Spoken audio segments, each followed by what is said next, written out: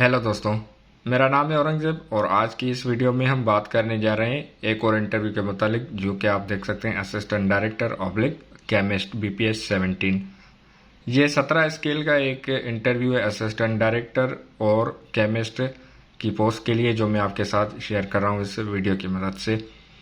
आपको किसी भी किस्म की रहनुमाई चाहिए, आप मुझसे कॉन्टेक्ट कर सकते हैं मेरे मोबाइल नंबर, या कानूनी मशवरे के लिए आप मुझसे रब्ता कर सकते हैं। उसके अलावा चैनल को सब्सक्राइब, वीडियो को लाइक और दूसरों के साथ शेयर ज़रूर करें, ताकि दूसरों की रहनुमाई और आपके लिए सदका जारिया हो सके। तो वीडियो को स्टार्ट करते हैं और आप देख सकते हैं कि interview for the post of assistant director oblique chemist BPS 17, written oblique MCQs, secured marks 71। 71 marks written oblique MCQs में सिक्योर किए गए थे इस कैंडिडेट की तरफ से, मेरे से स्टूडेंट की तरफ से। इंटरव्यू रिजल्ट क्वालिफाई, अल्हम्दुलिल्लाह इन्होंने इंटरव्यू अपना क्वालिफाई कर लिया और इनका इंटरव्यू अच्छा हो गया था, जो मैं आपके साथ शेयर कर रहा हूँ। इंटरव्यू क्वालिफिकेशन इनकी हो गई, उसके बाद अब ये बाकायदा अपनी खिदमत अंजाम दे रहे हैं मुतल्लिका इदारे में। Interview panelist 2+1 chairman and others, chairman साहब के अलावा 2 मेंबरान थे, मतलब टोटल 3 इंटरव्यू पैनलिस्ट थे। उसके बाद इनका इंटरव्यू स्टार्ट हुआ और स्टार्ट में इनसे ना कोई इंट्रोडक्शन हुआ, मतलब कि इंट्रोडक्शन कि आप अपना तारुफ करवाएं या योर इंट्रोडक्शन, इस तरह का कोई भी सवाल नहीं किया गया। उसके बाद पर्सनल क्वेश्चन भी कोई नहीं किया गया कि आपके वालिदैन क्या करते हैं या इस तरह के, ना कोई पर्सनल इंट्रोडक्शन ना कोई क्वेश्चन हो गया। उसके बाद इनकी एजुकेशन बैकग्राउंड से इनसे तकरीबन लास्ट डिग्री के मुतालिक पूछा गया कि आपकी लास्ट क्वालिफिकेशन एमफिल या मास्टर्स या पीएचडी। तो इन्होंने अपना तारुफ एजुकेशन का करवाया, इंट्रोडक्शन करवाया अपनी एजुकेशन बैकग्राउंड का, और लास्ट डिग्री के मुतालिक इन्होंने बताया। उसके बाद करंट प्रोफेशन के अभी आप क्या करते हैं, आपकी जॉब क्या है, तो इन्होंने अपना जवाब बताया या इंटरव्यू पैनल को जवाब दिया। उसके बाद इनका इंटरव्यू स्टार्ट हुआ और स्टार्टिंग मेंबर साहब, जो चेयरमैन साहब थे, उन्होंने दूसरे जो मेंबरान बैठे हुए थे उनको कहा कि आप प्लीज़ इनसे इंटरव्यू स्टार्ट करें। तो इनसे इंटरव्यू स्टार्ट होने के बाद start by member, question number 1 इनसे किया गया। सवाल नंबर पहला इनसे जो पूछा गया कि वाटर वेपर्स के what is water vapours, water vapour क्या है, क्योंकि ये केमिस्ट मतलब पोस्ट से रिलेटेड, फील्ड से रिलेटेड एक सवाल है, तो इनसे पूछा गया कि वाटर वेपर्स क्या है। उसके बाद सेकंड क्वेश्चन जो इनसे कंडक्ट किया गया कि ऑयल कंसंट्रेशन इन वाटर, पानी में तेल की मिकदार अगर हो जाए तो कितनी होती है, या मतलब ये कोई साइंस से या इनसे सब्जेक्ट रिलेटेड क्वेश्चन था, जिसका जवाब इन्होंने बखूबी दिया। इसका जवाब इन्होंने अपने जो मुतल्लिका पैनलिस्ट थे उनको जवाब दिया। ये सिर्फ आपके साथ क्वेश्चन से शेयर कर रहा हूँ, आपने इनकी तैयारी अपने हिसाब से करनी है। जो नेक्स्ट क्वेश्चन इनसे किया गया था कि वाटर पैरामीटर्स, जो थर्ड क्वेश्चन इनसे था कि वाटर पैरामीटर्स के पानी के पैरामीटर्स कितने हैं या क्या है। बहरहाल ये साइंस से रिलेटेड एक क्वेश्चन है और मेरा मकसद सिर्फ आपके साथ शेयर करना है, इसका जवाब आपने खुद देखना है, तैयारी करनी है। उसके बाद question number 4, pH of acidic rain. Acidic rain का पीएच पता नहीं क्या होता है ये, क्योंकि साइंस से रिलेटेड है, तो आपने इसकी तैयारी खुद से करनी है। इसके बाद इनसे जो नेक्स्ट क्वेश्चन किया गया कि सीओ मतलब कार्बन की जो एमिशन ग्लोबली परसेंटेज वो कितनी है, क्योंकि रिसेंटली जो एक सर्वेज आ रही हैं उनके मुताबिक जो ग्लोबल मतलब आलमी तनासुर में जो कार्बन एमिशन है उसका तनासुब बताया गया है। तो आपने इसको सही तरीके से मालूम करना है, आपको अपडेट रहना है इस मामले में। तो बढ़ते हैं आगे और आप देख सकते हैं कि क्वेश्चन नंबर 6 इनसे जो 6th क्वेश्चन था वो कुछ इस तरह से था कि how we collect the samples of vegetables in field and what are the criterias for collection, के सैंपल्स जो हम सब्जियों के लेते हैं उनके तरीक़ेकार और क्राइटेरिया क्या है। तो इस सवाल की तैयारी भी आपने खुद करनी है कि क्योंकि हर एक का अपना तरीक़ेकार होता है जवाब देने का, तो आप अपने हिसाब से इसकी तैयारी कर लें कि how we collect the samples of vegetables in field and what are the criteria for collections. उसके बाद क्वेश्चन नंबर 7 जो इनसे कंडक्ट किया गया कि biological parameters, physical parameters and chemical parameters, इन तीनों के मुतालिक इनसे पूछा गया। जो इसका मुझे पता नहीं है, आप खुद इसकी तैयारी कर लें, जवाब ढूंढ लें, क्योंकि ये साइंस से रिलेटेड है। और फिर नेक्स्ट इनसे क्वेश्चन जो कंडक्ट किया गया कि difference between grab and random samples, जो सैंपल्स कलेक्ट किए जाते हैं उनमें जो ग्रेब एंड रैंडम सैंपल्स हैं उनमें फ़र्क बताएं। तो मेरे ख्याल से इसका जो ग्रेब के मतलब हम जब जानबूझकर या फिर कोई आर्टिफिशियली सैंपल कलेक्ट करते हैं, और रैंडम मतलब एक बाय चांस हमें जब सैंपल मिल जाता है।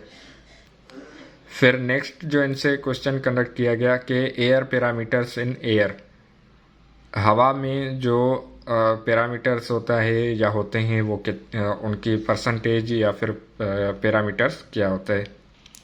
इसके बाद नेक्स्ट क्वेश्चन था कि सॉलिड वेस्ट मैनेजमेंट क्या है, इनकी डेफिनेशन। इनसे पूछा गया कि what is solid waste management, या जो डिपार्टमेंट है उसके फंक्शंस। तो इन्होंने सॉलिड वेस्ट मैनेजमेंट की एक डेफिनेशन या डिफ़ाइन किया। उसके बाद जो सॉलिड वेस्ट मैनेजमेंट जो एक डिपार्टमेंट है चारों सूबों में, जैसे Sindh solid waste management, Punjab KPK या फिर बलूचिस्तान सॉलिड वेस्ट मैनेजमेंट हो गया, तो इसका जवाब इन्होंने अपने तरीके से दिया। उसके बाद जो नेक्स्ट इनसे क्वेश्चन कंडक्ट किया गया कि how solid waste disposed of methods, जो सॉलिड वेस्ट मैनेज एक होती है, जो सॉलिड वेस्ट होता है, कचरा होता है, उसको डिस्पोज्ड ऑफ मतलब ख़त्म करने या ठिकाने लगाने का तरीक़ेकार या इसके तरीके के कौन से होते हैं, या फिर यूँ कह सकते हैं कि आप इस बारे में क्या जानते हैं solid waste management disposed of के मुतालिक। उसके बाद नेक्स्ट जो इनसे क्वेश्चन किया गया कि वाटर पैरामीटर्स, ये इनसे सेकंड टाइम रिपीट किया गया था क्वेश्चन, क्योंकि आप देख सकते हैं कि क्वेश्चन 3 में इसका जिक्र किया गया है, जो मैंने इस वीडियो की मदद से आपको दिखा रहा हूँ कि क्वेश्चन नंबर 3 और फिर 12 पर इनसे पैरामीटर्स के मुतालिक पूछा गया। क्योंकि वाटर पैरामीटर एक तो मेंबर साहब ने पूछा, सब्जेक्ट स्पेशलिस्ट ने, उसके बाद जो दूसरे मेंबर थे उन्होंने भी फिर दोबारा से इनसे पूछा कि वाटर पैरामीटर्स, और इस मरतबा कुछ मुख्तलिफ सवाल था। बहरहाल आपने इसकी तैयारी करनी है और मुकम्मल जवाब देना है। अगर आपका रटा लगा होगा तो शायद आपको तकलीफ़ आ सकती है, जवाब देने में मुश्किल आ सकती है, क्योंकि बाज़ औक़ात हमारा रट्टा भूल जाते हैं हम प्रेशर में या फिर इंटरव्यू के सामने इंटरव्यूअर के। लेकिन अगर आपने समझ लिया होगा, याददाश्त में होगा आपके वाटर पैरामीटर्स, तो आप इसका प्रॉपर जवाब देने की पोजीशन में आ जाएंगे। उसके बाद जो नेक्स्ट क्वेश्चन किया गया कि question number 13 acidic rain, acidic rain जो तेज़ाबी बारिश होती है वो क्या है, और इसके मुतालिक जवाब मतलब डिफ़ाइन करें, बताएं। तो उन्होंने अपना जवाब दिया। उसके बाद फिर नेक्स्ट इनसे जो सवाल किया गया कि how to control oblique stop acidic rain, acidic rain को रोकने या फिर कंट्रोल करने या इसको ख़त्म करने का तरीक़ेकार या मेथड्स क्या हैं, तो इन्होंने बखूबी जवाब दिया। तकरीबन इनसे 17 सवाल किए गए, 17 क्वेश्चंस, और सारे सब्जेक्ट रिलेटेड थे। कोई भी जीके या करंट अफेयर्स, इस्लामियात या पाकिस्तान अफेयर से कोई भी सवाल नहीं किया गया, और सिर्फ इनसे सब्जेक्ट रिलेटेड सवालात हुए जो कि केमिस्ट्री से रिलेटेड थे। उसके बाद अलर्ट ऑब्लिक एडवाइस आप देख सकते हैं कि be prepare for higher studies related questions.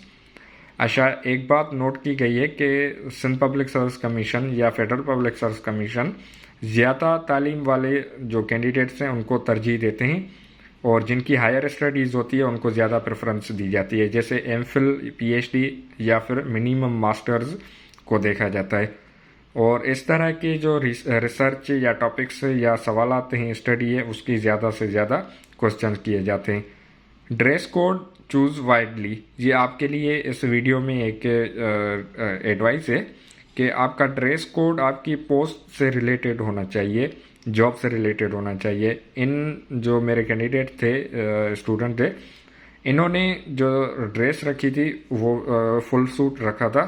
Full suit कोई इस तरह से था कि नॉर्मल मतलब ड्रेसिंग जो आप देख सकते हैं या कह सकते हैं वो थी इनकी, मतलब पैंट शर्ट और उसके ऊपर इन्होंने टाई कोट पहना था। नेक्स्ट जो इनकी तरफ से मज़ीद आपके लिए इस वीडियो की मदद से एक जो पैगाम था वो ये कि be decision maker. Decision maker मतलब वो यहाँ ये कहना चाहते हैं कि आपने अपनी जो ड्रेस कोड है उसकी तैयारी खुद करनी है। आपने पूछना सबसे, लेकिन करना वो है जो आपके लिए इजी रहे। उसके बाद जो लास्ट में इन्होंने बात कही कि आपने बिल्कुल भी परेशान नहीं होना, क्योंकि इन्होंने बाकायदा इजीली एक इंटरव्यू दिया अपनी जॉब से, क्योंकि इनको तैयारी मैंने करवाई थी और अल्हम्दुलिल्लाह इनकी जो इंटरव्यू है रिज़ल्ट वो क्वालिफाई कर गए। रिटर्न की तैयारी इन्होंने खुद की थी और सिक्योर की थी 71 मार्क्स। उसके बाद इंटरव्यू की तैयारी मैंने करवाई और फिर अल्हम्दुलिल्लाह इन्होंने अपनी जॉब सिक्योर कर ली। तो कहने का मकसद यही कि आपने अपने ऊपर भरोसा रखना है, परेशान नहीं होना। और सबसे ज़्यादा एक लास्ट में आपको बात बताना चाहूँगा कि हमारे यहाँ सुनने में आता है कि काफ़ी लोग कहते हैं कि फ़लाँ ने ऑफ़र दिए कि मैं आपको पोस्ट दिलवाऊँगा, आप मुझे पैसे दें। तो इन बातों पर आप बिल्कुल भी ध्यान ना दें, क्योंकि ये मौका परस्त लोग देखते हैं कि अगर आप क्वालिफाई कर जाते हैं तो पैसे इनके हो जाएंगे, अगर नहीं करते आप तो फिर आपको रिटर्न करेंगे। तो ये अपना फ़वायद देखते हैं, आप इनकी बातों में बिल्कुल भी ना आएँ और इस तरह के लोगों की कंप्लेंट आप FIA में करें या एंटी करप्शन में या डिस्ट्रिक्ट पुलिस में आप इनके खिलाफ कंप्लेंट करें। रिटर्न में इनके खिलाफ एप्लीकेशन आप फॉरवर्ड करें और कोशिश करें कि इनके खिलाफ आपके पास रिटर्न में या डॉक्यूमेंट्री प्रूफ आपके पास हो, तो ज़्यादा मजबूत केस बनेगा आपका। Call recording, WhatsApp message, Facebook message या सोशल मीडिया के जो ज़राए हैं या फिर दोस्त अहबाब के ज़रिए अगर ये आपसे पैसे लेते हैं या पैसों की डिमांड करते हैं, ऑफ़र करते हैं, तो आप इनके खिलाफ जो फोर्सेस हैं उनमें कंप्लेंट करें, जैसे FIA हो गई, एंटी करप्शन या फिर डिस्ट्रिक्ट पुलिस में। तो बहरहाल इस वीडियो को बनाने का मकसद कि आपकी रहनुमाई और दूसरों के साथ भी ये शेयर करें ताकि दूसरों की भी रहनुमाई हो सके। और मेरी तरफ से आपको एडवाइस होगी कि आप ज़्यादा से ज़्यादा अपने सब्जेक्ट रिलेटेड पोस्ट के लिए अप्लाई करें। यहाँ वहाँ भागने की बिल्कुल भी ज़रूरत नहीं है। जैसे कि फेडरल पब्लिक सर्विस कमीशन में इंस्पेक्टर, एंटी कस्टम्स की आ गई या फिर इनलैंड रेवेन्यू या इस तरह की जो भी पोस्ट आती है, तो यहाँ वहाँ अप्लाई करने और उसमें फिर पास ना होने की सूरत में मायूस होने की बजाय बेहतर है कि आप अपने सब्जेक्ट रिलेटेड पोस्ट में अप्लाई करें। तो मिलते हैं आने वाली मज़ीद वीडियोस में। चैनल को फॉलो करते रहें, दूसरों के साथ भी शेयर करें, सब्सक्राइब, लाइक और कमेंट सेक्शन में कॉन्टेक्ट कर सकते हैं। कानून पर खुद भी अमल करें, दूसरों को भी ताकीद करें। मिलते हैं अगले आने वाली वीडियोज़ में। तब तक अपना और अपने प्यारों का बहुत सारा ख्याल रखें। पाकिस्तान जिंदाबाद।